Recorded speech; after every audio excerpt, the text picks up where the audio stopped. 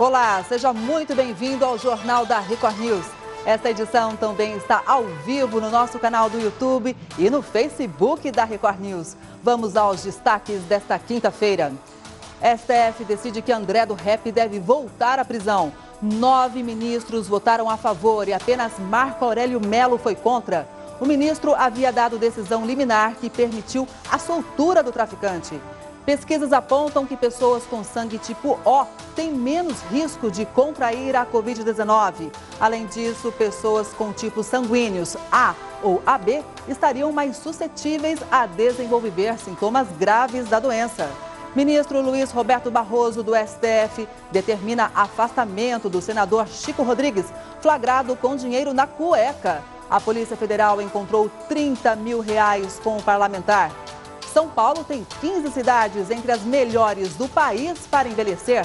São Caetano do Sul lidera o ranking que leva em conta indicadores sociais.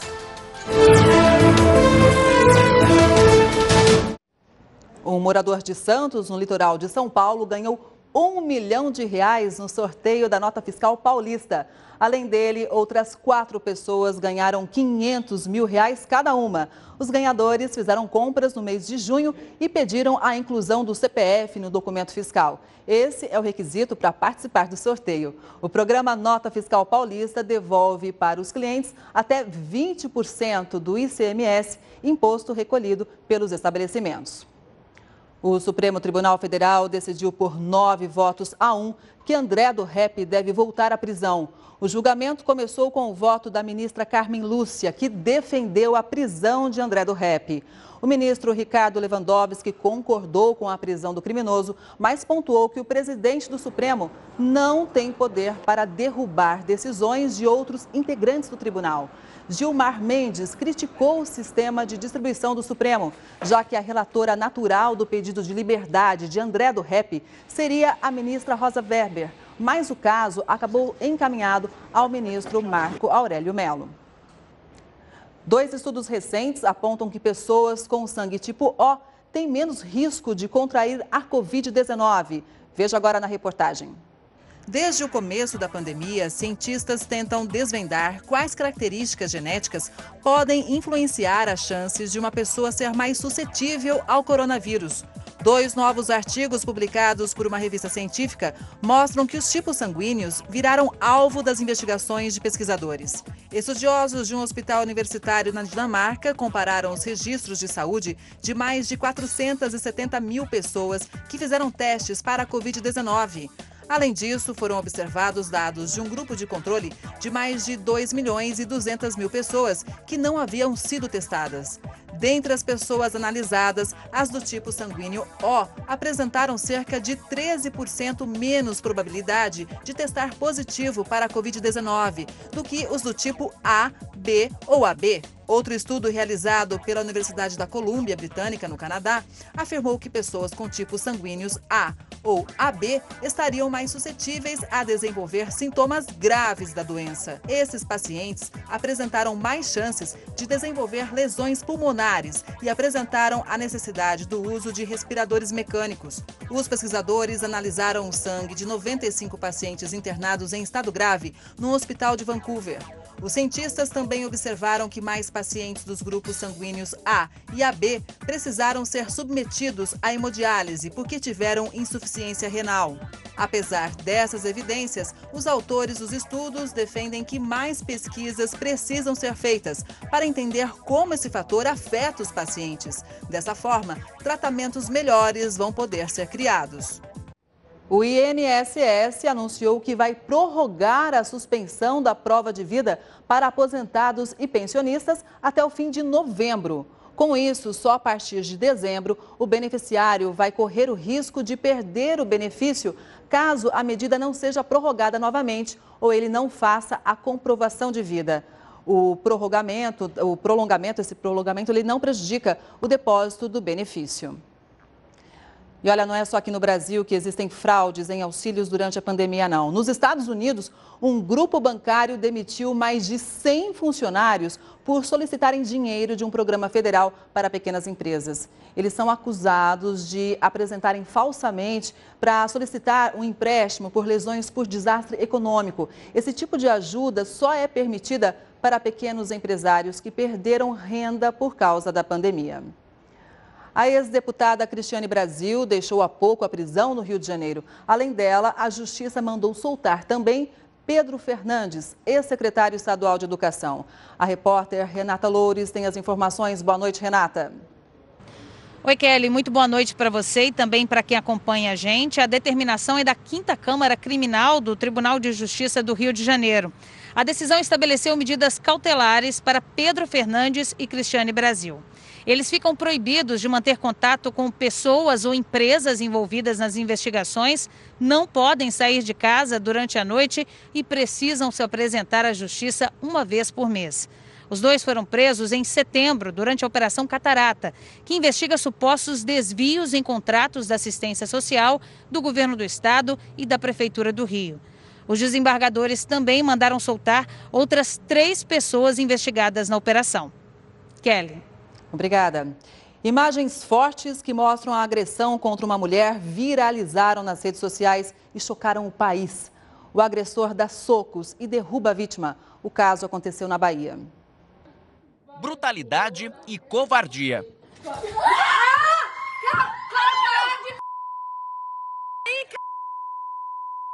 O vídeo, que começou a circular nas redes sociais, causou revolta. As imagens do homem agredindo a mulher a socos foram feitas por uma moradora que flagrou a discussão que aconteceu no meio da rua. A mulher tenta convencer o namorado que não quer mais o relacionamento. O homem insiste. Ele não se importa de ser gravado e ainda conversa com quem está gravando a briga.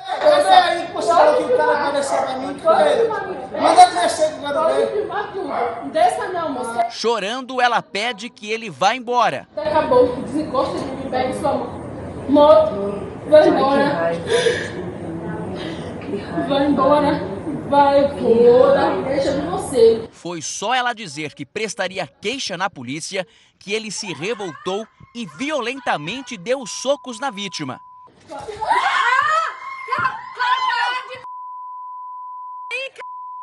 A mulher fica caída no chão e ele vai embora. O agressor foi identificado como Carlos Samuel Freitas Costa Filho, de 33 anos, e teria agredido outras pessoas, inclusive a própria mãe.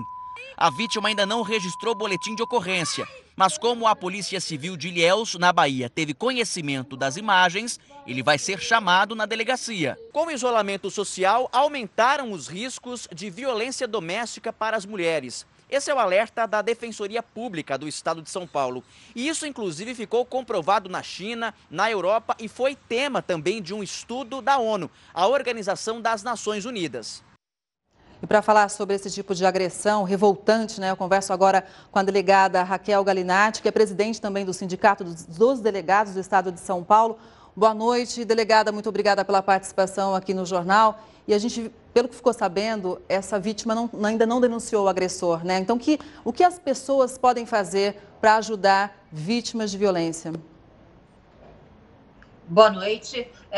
Este é um típico caso em que as filmagens são provas extremamente importantes para tanto o inquérito policial como para este processo. A denúncia é necessária, é importante que as pessoas, mesmo que não seja vítima, denunciem casos e crimes de violência contra a mulher, mas nessa situação a Polícia Civil teve contato mesmo através das filmagens e a responsabilização deste agressor será possível, até porque a filmagem é uma prova muito importante, mesmo que a vítima não faça o exame de corpo de delito. Quando a vítima não consegue denunciar por medo, os vizinhos, síndico, quem presenciou, pode fazer isso de maneira anônima? Sim, as pessoas que presenciam ou que têm notícia não só podem, como devem. Existe sim a forma de anonimato e neste caso, óbvio que a gente não está aqui querendo incentivar que as pessoas se coloquem em risco. Mas se houver a possibilidade de parar essa agressão e prender, existe a possibilidade prevista na nossa legislação em que qualquer um do povo pode prender em flagrante aquele que está cometendo o crime. No caso, houve ali, foi muito importante a filmagem para que comprove a prática e o flagrante daquele crime. Sim, a filmagem foi muito importante, mas muitas agressões acontecem dentro de casa, né? Quais outras provas a polícia necessita para realmente confirmar que a agressão aconteceu? Sim, as provas, quando existe uma lesão corporal, as provas são as provas de exame de corpo de delito, provas testemunhais, existem N provas que podem ali ser apresentadas para comprovação e para responsabilização daquele criminoso. Mensagens de WhatsApp, por exemplo? Perdão, mensagens de WhatsApp, né? Sim, oi. É importante que a gente saliente que agora, em época de isolamento social, uma das táticas do agressor, daquele que pratica crime de violência contra a mulher, justamente é o isolamento social e o confinamento e a vigilância constante. Muitas vezes aquela mulher que está confinada, ela não consegue denunciar nem mesmo pelo telefone ou pela internet. Aí a importância dos vizinhos, dos familiares, dos amigos, aqueles que tenham um contato e saibam que essa mulher está sendo vítima de violência. Infelizmente é uma realidade existente e todos nós somos responsáveis para combater este crime. Um crime que vem crescendo, inclusive, no estado de São Paulo em relação ao feminicídio, né? Em alguns meses, os números, né, explodiram. Perfeitamente. O que a gente vê nas estatísticas da Secretaria de Segurança Pública é que os crimes de violência contra a mulher, houve realmente uma diminuição de registros desses crimes. O que a gente não sabe é se houve uma diminuição ou houve um aumento da subnotificação, o aumento da cifra negra. Em contrapartida, nos meses de março, abril e julho, houve um aumento real dos crimes de feminicídio. Então, é muito precoce que a gente possa fazer uma interpretação a respeito desses números, desses dados, mas uma teoria pode ser que as mulheres não conseguem nem chegar a fazer a denúncia, elas são mortas antes mesmo de conseguir denunciar. Por isso é importante que todos se responsabilizem e todos sejam solidários àquelas mulheres que são vítimas de violência doméstica. Para quem sabe a gente conseguir mudar essa realidade no futuro. Muito obrigada pelas informações, delegada. Boa noite. Um estudo revelou que 15 cidades de São Paulo estão entre as melhores do Brasil para se envelhecer. O levantamento foi desenvolvido pelo Índice de Desenvolvimento Urbano para a Longevidade, que considerou dimensões como cuidados de saúde, bem-estar, finanças, educação, indicadores gerais de desemprego, expectativa de vida e violência em 876 cidades brasileiras. Entre os municípios onde existem melhores condições para idosos, São Caetano do Sul e Santos lideram a lista. Já em municípios menores estão Adamantina, Vinhedo, Lins e alguns outros. O ministro Luiz Roberto Barroso, do Supremo Tribunal Federal, determinou o afastamento de Chico Rodrigues do Senado. O parlamentar, encontrado com mais de R$30 mil na cueca, deixou a vice-liderança do governo no Congresso. A decisão de afastar Chico Rodrigues do cargo por 90 dias não é automática. Precisa ser confirmada pela maioria em votação no Senado. Luiz Roberto Barroso justificou que os supostos delitos são graves e que o senador estaria usando o cargo para desviar dinheiro destinado ao enfrentamento da pandemia de coronavírus. Chico Rodrigues, eleito em 2018 pelo estado de Roraima, foi alvo de operação da Polícia Federal e da Controladoria Geral da União. Os agentes foram até a casa do parlamentar em Boa Vista e apreenderam dinheiro e documentos. Segundo a Polícia Federal, foram apreendidos no cofre da casa do parlamentar R$10 mil e $6 mil. Os agentes narraram ainda que Chico Rodrigues teria pedido para ir ao banheiro e tinha um volume diferente na roupa. Os policiais fizeram uma primeira busca e verificaram que o senador estava com R$15 mil na cueca. Questionado novamente se ocultava mais dinheiro, o parlamentar retirou das roupas íntimas outros R$17.900 e, numa terceira vez, ainda entregou mais R$250, num total de mais de R$33 mil. Toda busca e apreensão foi gravada. Mas, segundo Luiz Roberto Barroso, as imagens foram ocultadas porque são constrangedoras. Em nota, o senador afirmou que acredita na justiça e que por este motivo está tranquilo. Disse ainda que teve sua casa invadida apenas por ter feito seu trabalho como parlamentar, levando recursos de combate à Covid-19 para a saúde do Estado. Chico Rodrigues era vice-líder do governo no Senado. No fim da manhã, a saída dele da função já havia sido publicada no Diário Oficial da União. O texto diz que a exoneração da função foi feita a pedido do senador. Mas a realidade não foi bem essa. Desde a madrugada de hoje, irritado com as suspeitas sobre o parlamentar, o presidente Jair Bolsonaro havia determinado que Chico Rodrigues deixasse a função de vice-líder do governo no Senado. Agora, na visão de Bolsonaro, a situação fica a cargo da Polícia Federal e da Justiça. Coube ao líder do governo no Senado, Fernando Bezerra, formalizar a saída de Chico Rodrigues. O Democratas, partido de Chico Rodrigues, e dos presidentes da Câmara, Rodrigo Maia, e do Senado, Davi Alcolumbre, determinou que o departamento jurídico acompanhe a investigação e, caso sejam comprovados crimes, o parlamentar poderá ser punido. A apoiadores na saída do Palácio da Alvorada, o presidente Jair Bolsonaro afirmou que o senador não fazia parte do governo. Essa investigação de ontem é um exemplo típico do meu governo, que não tem corrupção no meu governo, não tem corrupção, e combate a corrupção seja de quem for. Vocês estão quase há 2 anos sem ouvir falar em corrupção no meu governo.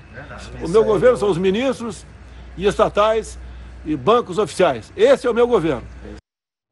As eleições municipais sempre apresentam uma série de curiosidades, principalmente pela quantidade de candidatos. E quem vai falar sobre isso é o Heródoto Barbeiro. Heródoto, quais são os nomes mais comuns, que mais chamam a atenção entre quem está concorrendo uma vaga, hein? Boa noite. Olá, Kelly. Olha, eu tenho dado uma olhadinha aí na propaganda eleitoral, que tem aparecido aqui na televisão, na nossa Record News, e tem aparecido também nas redes sociais. Basicamente, a pessoa tem tempo só para dizer qual é o nome dela. Muitas vezes diz o nome e às vezes diz a profissão. Eu tenho sugerido o seguinte: não é suficiente para a gente escolher um bom candidato a vereador ou um bom candidato a prefeito só por aí.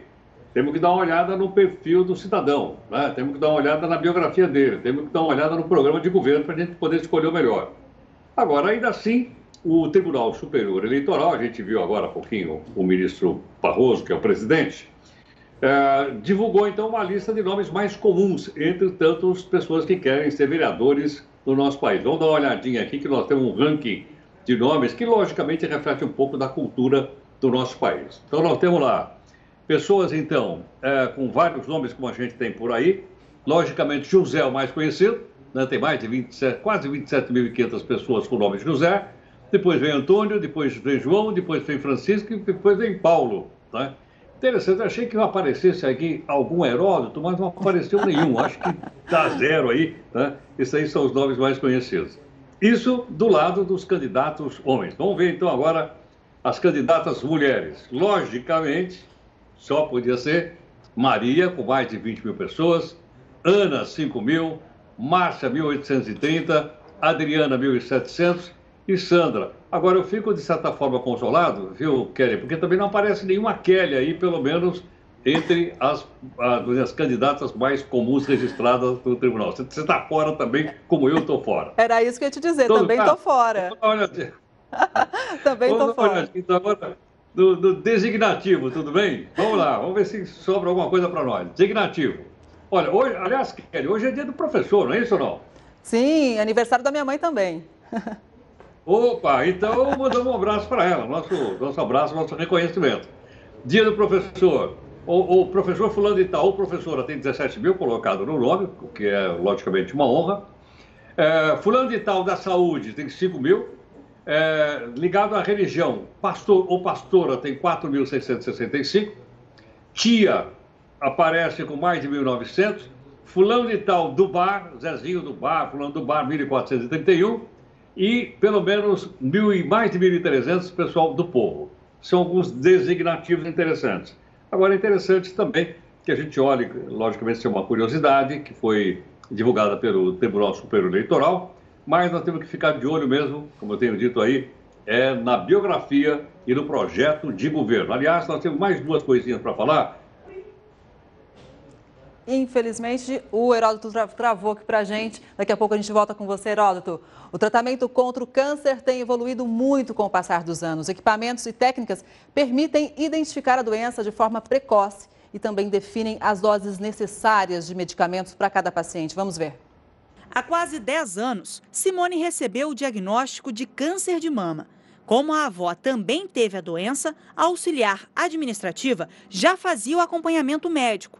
Foi durante um autoexame que descobriu o nódulo. Quando você recebe o diagnóstico, a sensação que você tem é que você recebeu a sentença de morte. Foram anos de tratamento e agora Simone aguarda a alta médica. Eu faço hormonioterapia oral, que é o uso do medicamento, um comprimidinho por dia. Ele não causa sintomas da quimioterapia, mas ele mexe muito com a parte ginecológica, de útero, ovário. E eu tive complicações por causa desse medicamento, então em 2013 eu tive que retirar meu útero.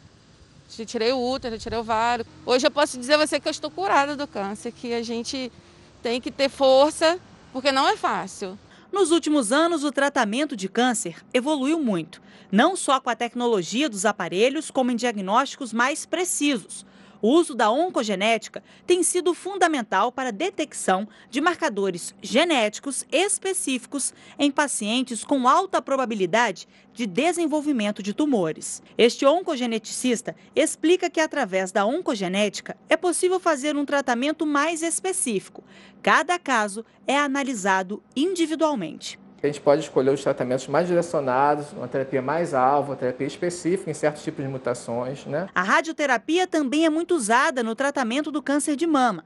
A técnica teve grande evolução.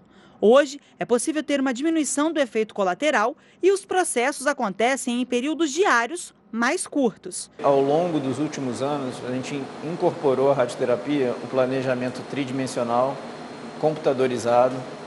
Com isso, hoje a gente consegue, antes que o paciente deite no aparelho de radioterapia, a gente consegue estimar com precisão o quanto de dose esse paciente vai receber no alvo de tratamento. Nós conseguimos aumentar a dose no tumor, aumentando a chance de erradicar aquele câncer de uma forma mais segura, diminuindo o efeito colateral.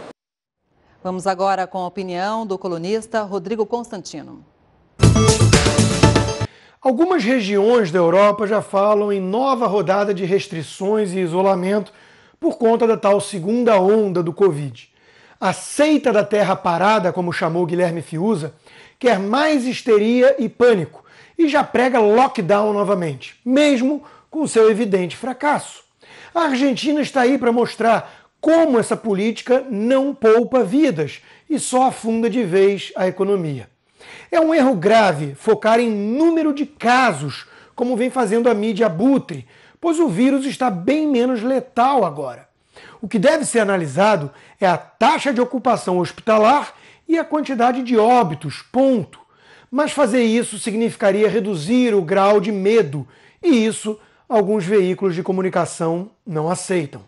A Suécia está livre dessa segunda onda, pois adotou uma estratégia diferente e atingiu a tal imunidade de rebanho, sem atentar contra as liberdades básicas dos seus cidadãos.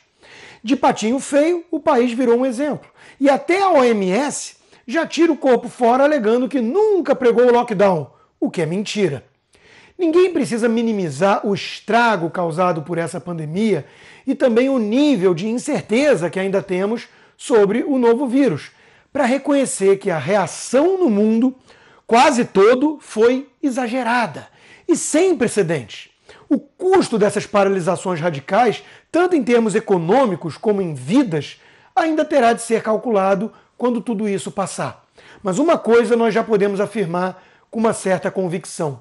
Aqueles que repetiam ciência, ciência, ciência para defender medidas drásticas estavam sendo guiados por paixões humanas, como a ambição, o medo ou a vaidade, não pelo método científico. O coronavírus fez com que os países fechassem as fronteiras internacionais para os turistas. Mas um movimento chamado Amor Não é Turismo está pressionando governos para permitirem que casais possam se reencontrar.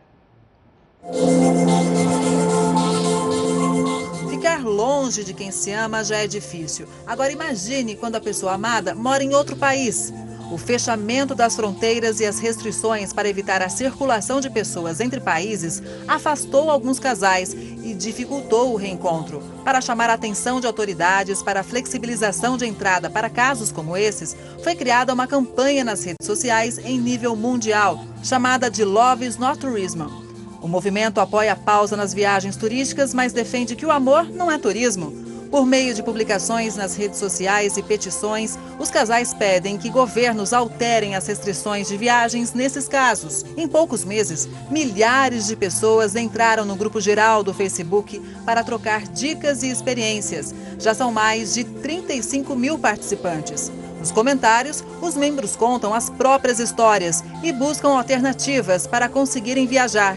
Alguns países, como Dinamarca e Noruega, já permitem a visita. Outros só permitem a entrada de parceiros não casados em certas circunstâncias. É o caso da França. No mês passado, o país criou um sistema específico para parceiros que estavam separados pela distância. O pedido deve ser apresentado ao consulado francês. Para conseguir a liberação, uma série de pré-requisitos é imposta. Os casais têm que comprovar que se conhecem no mínimo há 6 meses antes do fechamento das fronteiras e que o relacionamento não é apenas virtual, mas cada país tem a sua própria regra. Por isso, o indicado é pesquisar, entrar em contato com as pessoas em situações semelhantes e ter muita paciência, porque o reencontro, uma hora ou outra, vai acontecer. Inside the pocket of your ripped jeans, holding me closer till our eyes meet. O Japão vai realizar 3 jogos de beisebol com o estádio praticamente cheio como teste para os Jogos Olímpicos de Tóquio. Vão ser quase 30 mil pessoas no estádio de Yokohama, onde as 3 partidas serão disputadas entre outubro e novembro. As autoridades vão usar câmeras para identificar torcedores sem máscara e analisar o fluxo de entrada e saída de pessoas. O Comitê Olímpico Internacional já garantiu que os jogos vão acontecer mesmo sem uma vacina contra o coronavírus. O ensino para crianças com deficiência ficou muito prejudicado com a pandemia, né? Professores tiveram que se reinventar para garantir o aprendizado dos estudantes. Concentração, coordenação motora, desenvolvimento da linguagem. Parece que o Andrei está só brincando, mas ele está adquirindo tudo isso e muito mais. Os jogos são importantes ferramentas de aprendizagem para alunos especiais. Para desenvolver as habilidades das crianças, principalmente crianças especiais, os jogos direcionam os conteúdos trabalhados na sala regular. Então, as crianças tinham mais facilidade de aprender o conhecimento trabalhando dessa maneira, dessa forma, né? Esta professora da rede municipal não se conformou em ver os alunos especiais sem acesso aos jogos. Com produtos reciclados, passou a inventar brincadeiras interessantes para promover uma educação inclusiva. Depois de confeccionar os jogos, eles são enviados à casa dos alunos. E então a professora, por meio de videochamada, explica como eles devem ser utilizados. Do outro lado, são recebidas as orientações e a oportunidade de continuar evoluindo na aprendizagem. Como não podem ir à escola, a família participa intensamente das atividades. Ela está me ensinando a participar mais junto com ele, porque são jogos que a gente está fazendo, a gente está brincando, entendeu? E quando fazia com ela, era só a professora e ele. E hoje ela está me dando a oportunidade de aprender junto. Toda a dedicação da professora vale a pena para as famílias. O Andrei adora os jogos e todos os dias a mãe percebe a evolução do filho. O Andrei, desde que começou a estudar com ela, Andrei só tem a evoluir. Ela faz com todo carinho, vem todos eles no frasquinho. Tudo com, você vê que tudo aquele amor, entendeu? Foi feito mesmo com todo o carinho dela. A evolução do conhecimento deles é a longo prazo, mas é satisfatório cada evolução. A cada ano que passa, eles evoluem mais e aprendem muito mais. Esse amor, esse carinho que eles devolvem para a gente, esse retorno de todas as atividades que são preparadas e a recompensa de ver aquele olhar, aquele sorriso, é muito gratificante para um professor. Aproximadamente 1/3 dos paulistanos usaria bicicletas se em São Paulo houvesse mais segurança aos ciclistas. É o que aponta uma pesquisa realizada pela Rede Nossa São Paulo. Embora a adesão às bicicletas ainda seja baixa, a maioria dos paulistanos se mostra simpática ao uso. Quando perguntado sobre o que motivaria essas pessoas a usar a bike para se deslocar na cidade, 32% dos entrevistados citaram a questão da segurança. 18% falaram da construção de mais ciclovias e 17% gostariam de melhor sinalização nas ruas. Um novo estudo revelou que mesmo casos mais leves de coronavírus levam a alterações na memória, atenção, consciência e até na linguagem. Mas como a doença afeta o cérebro? O neurologista Saulo Nader vai contar para a gente o que se sabe até o momento. Doutor, boa noite, obrigada pela participação aqui no jornal. Nossa preocupação era sempre em relação ao pulmão, né? E agora essa notícia vem que pode prejudicar o cérebro também? Pois é, né? Exatamente. Né? A gente tem indícios desde o começo da pandemia que não só bastando o pulmão, mas também o danado do vírus vai lá para o cérebro. E ao longo desses meses, né, com a pandemia evoluindo pelo mundo, a gente tem comprovado cada vez mais que o vírus chega no cérebro e 1/3 dos pacientes com os quadros mais graves de Covid pode ter alteração no cérebro. E aí você bem citou, né, dor de cabeça, tontura, convulsão, AVC, alteração do nível de consciência, são várias as alterações que a gente tem visto. E recentemente um estudo da Unicamp, um estudo nosso aqui brasileiro, conseguiu flagrar o danado do vírus lá no cérebro, numa célula chamada astrócitos, que é uma das células que compõem o cérebro. Até então a gente não sabia muito bem se ele chegava lá mesmo ou se era uma ação indireta do vírus. Agora a gente já tem mais claro isso, né, que ele chega lá diretamente no cérebro. Já dá para saber se essas alterações são permanentes ou não?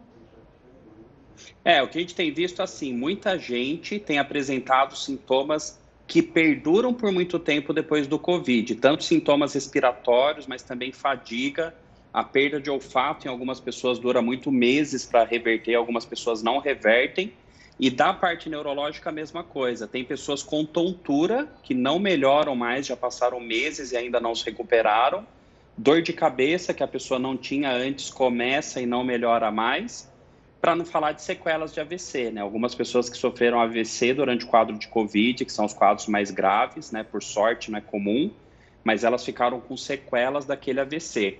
E memória, né? Muita gente tem reclamado de desatenção, de memória fraca, de falhas, lapsos de memória depois do quadro de Covid.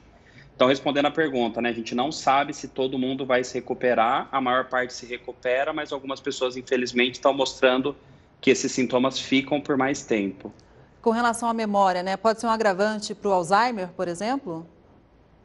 Não sabemos, tá? Essa é uma suspeita, é algo que a gente está de olho, né? Será que essas pessoas que sofreram Covid agora e o Covid pulou para o cérebro, será que elas têm mais chance de ter Alzheimer lá no futuro?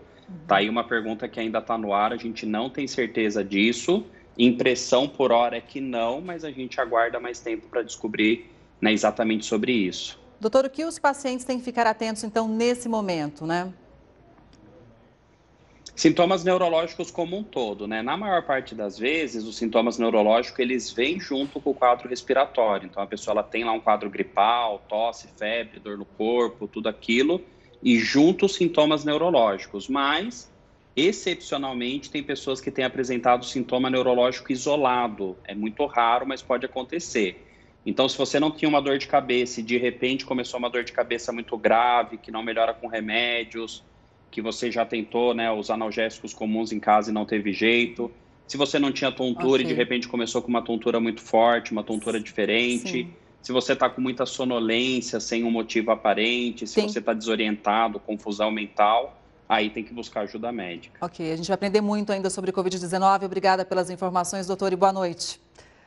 A prisão, depois da condenação em segunda instância, voltou a gerar discussão após a soltura do traficante André do Rap. Quem tem os detalhes sobre como está o andamento da PEC que estabelece esse tipo de prisão é o Heródoto Barbeiro. Heródoto, é com você.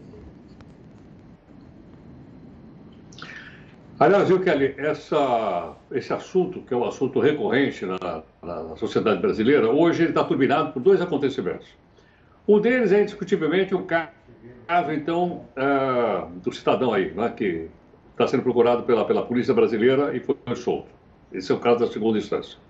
Há também um outro caso interessante, que é o seguinte: além da segunda instância, há também aquele princípio do foro privilegiado. E o que é que a gente lembra do foro privilegiado hoje? Lembra da deputada Flor de Lis, que até recentemente não queria nem colocar a tornozeleira, foi obrigada a justiça a dar um prazo para ele lá.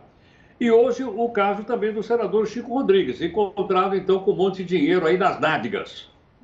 Uma coisa inusitada, acho que nenhum Senado do mundo já aconteceu isso.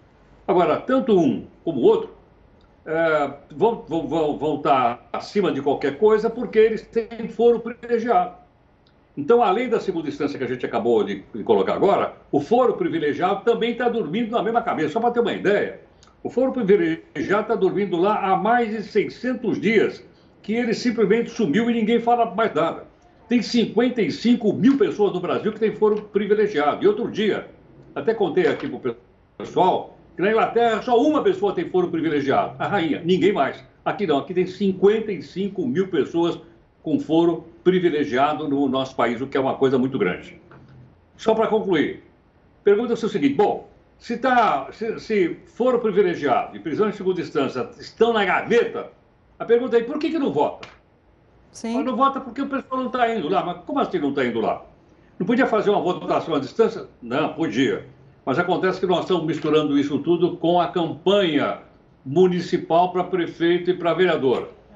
O que acontece? Os parlamentares estão preocupados em eleger os seus cabos eleitorais para prefeito e para vereador e simplesmente largaram questões sérias como essa, prisão em segunda instância e também do foro privilegiado. É o caso da gente cobrar. Nós estamos pagando o salário dessa turma. Não é possível que o pessoal não trabalhe, não vota, não discute e, do outro lado, né, eles recebem o seu salário. Está aí nas mãos, então, de nós, enquanto cidadãos, mandavam um bilhetinho para o nosso deputado federal, porque está parado na Câmara dos Deputados, viu, Kelly? Sim, temos que cobrar. E agora nós vamos conversar com Heródoto Barbeiro sobre um projeto que prevê a legalização dos cassinos. Ô, Heródoto, esse projeto vai ser discutido em breve? Esse projeto, como você sabe, não é novo, ele já foi discutido muitas vezes no país, mas agora ele voltou novamente à baila no Senado. O senador lá levantou novamente o projeto. Logicamente que uma coisa como essa é decidida no âmbito do Congresso Nacional e aplicada em todo o país. Mas aí a gente perguntaria o seguinte: isso tem alguma coisa a ver com a cidade, com o município, por exemplo, agora com as eleições para prefeito e para vereador? Tem. Por que razão? Porque, logicamente, a abertura de cassino seria numa determinada cidade, num determinado município. E aí a pergunta é o seguinte: será que não era o caso de perguntar para a população daquela cidade, para a população daquele município, se eles concordam ou não ter um cassino no seu município, na sua cidade? Por que estou dizendo isso? Porque me lembro que quando foi discutido isso em Miami, lá nos Estados Unidos, eles fizeram um plebiscito na cidade, perguntando para a cidade se a cidade gostaria ou não a ter cassinos lá na cidade de Miami. A população opinou. Eu acho que seria uma boa questão também essa, se porventura isso vier a ser aprovado no Congresso de Brasília, que sobrasse também para a população da cidade. Em última análise, a população da cidade daria a sua opinião se quer ou não um cassino na sua cidade. Há pessoas que entendem que sim, há outras que entendem que não, mas eu acho que seria respeitada a opinião da população. Mas para isso, a gente precisa lançar a mão de uma coisa que nós, infelizmente, abandonamos no nosso país, que é a chamada democracia direta, ou seja, através de um plebiscito e perguntando diretamente a opinião de um cidadão a respeito de um assunto tão importante quanto esse, viu, Kelly? Sim, vamos ver o que vai acontecer. Obrigada, Heródoto, e até amanhã, viu? A gente se vê. Amanhã, obrigado. Hoje é dia dos professores e ser professor é mudar a vida de muitos estudantes, é também formar pessoas críticas. Mas as dificuldades são enormes, principalmente agora na pandemia. Eu não falei que essa garrafa era uma garrafa mágica? Nilzete é professora da educação infantil e tem 16 anos de carreira. Ela relembra situações onde foi preciso superação, assim como no momento da pandemia. Eu tive que adaptar. Eu me vesti de jacaré, se eu ia trabalhar uma música do jacaré. Foi difícil, continua sendo difícil.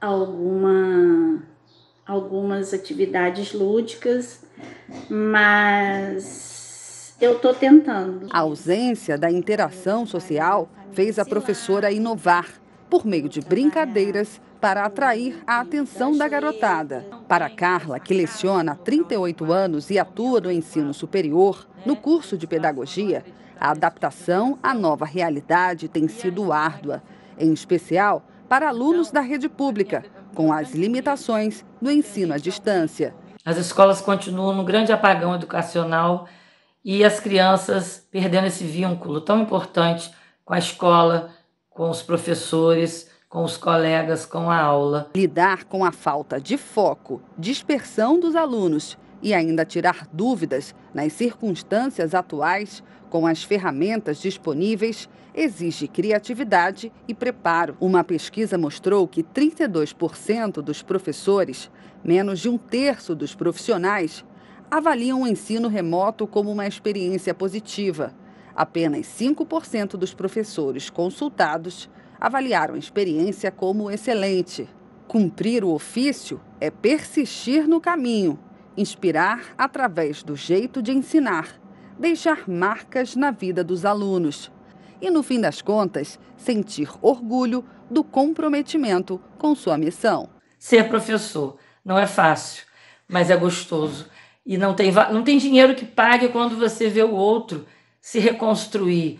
Parabéns a todos os professores. O Jornal da Record News fica por aqui. Boa noite para você e até amanhã.